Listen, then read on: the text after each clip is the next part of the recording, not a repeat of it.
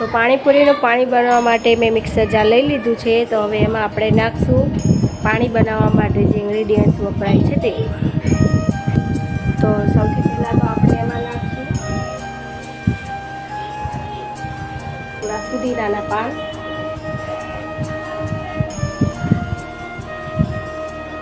ફુદીનો અમારા ઘરમાં ઓછો ભાવે છે એટલે થોડુંક જ નાખ્યું છે મેં. તમે તમારા સ્વાદ પ્રમાણે નાખી શકો છો.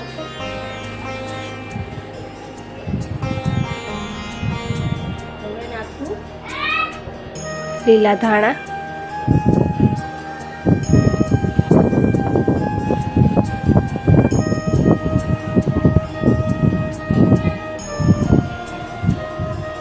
હવે નાખશું ચાટ મસાલો. તો આ છે પાણીપુરી મસાલો.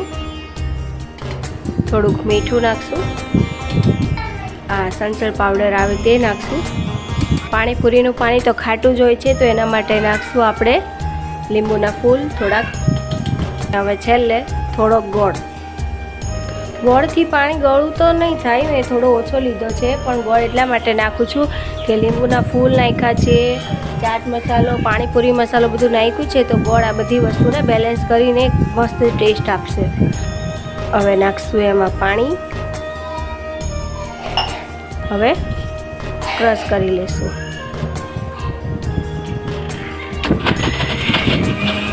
તો હવે નાખશું આદુ મરચાંની પેસ્ટ. તો હવે આને એકદમ ફાઇન પીસી લીધું છે તો ખોલીને જોઈ લઈ. એકદમ મસ્ત પીસાઈને ચટણી તૈયાર થઈ ગઈ છે. તો હવે આને આપણે પાણીમાં એડ કરી દઈશું. તો આ પેસ્ટ આપણે હવે પાણીમાં એડ કરી દઈશું.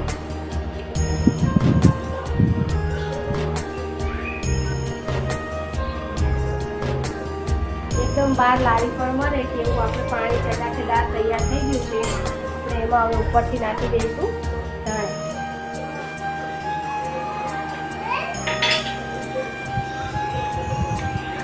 હવે આપણે બનાવવાનો છે બટેકાનો મસાલો.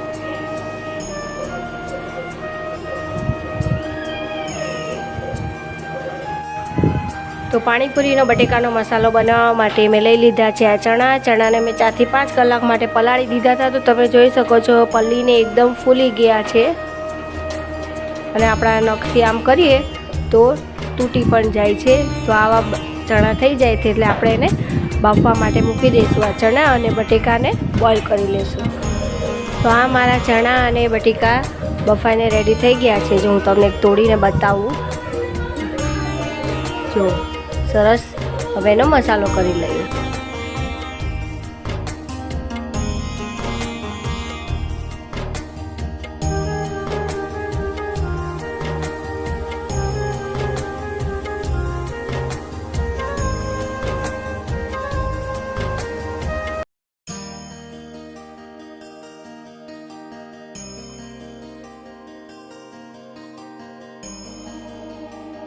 તો આ છે મસાલા, મીઠું, પાણીપુરીનો મસાલો, ચાટ મસાલો અને થોડો આમચૂર પાવડર, આદુ મરચીની પેસ્ટ અને હવે આવશે છેલ્લે ધાણા અને હવે ચણા. બધું આપણે હવે મિક્સ કરી દઈશું.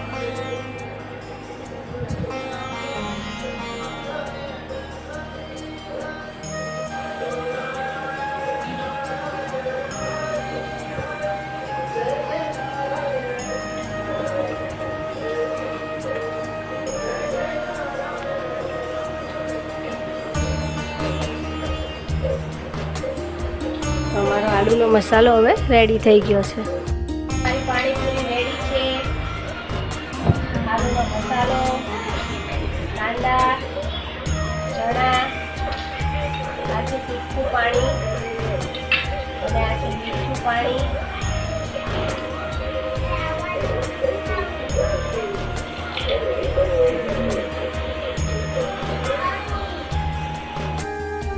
તો ચાલો આજે બનાવવાની છે દહીં પૂરી. તો એના માટે લઈ લીધી છે એક પૂરી. એમાં વચ્ચે હોલ કરીને બટેકાનો માવો નાખશું, એમાં નાખશું ચણા, પછી કાંદા, પછી ગોળું પાણી, તીખું પાણી, દહીં અને સેવ.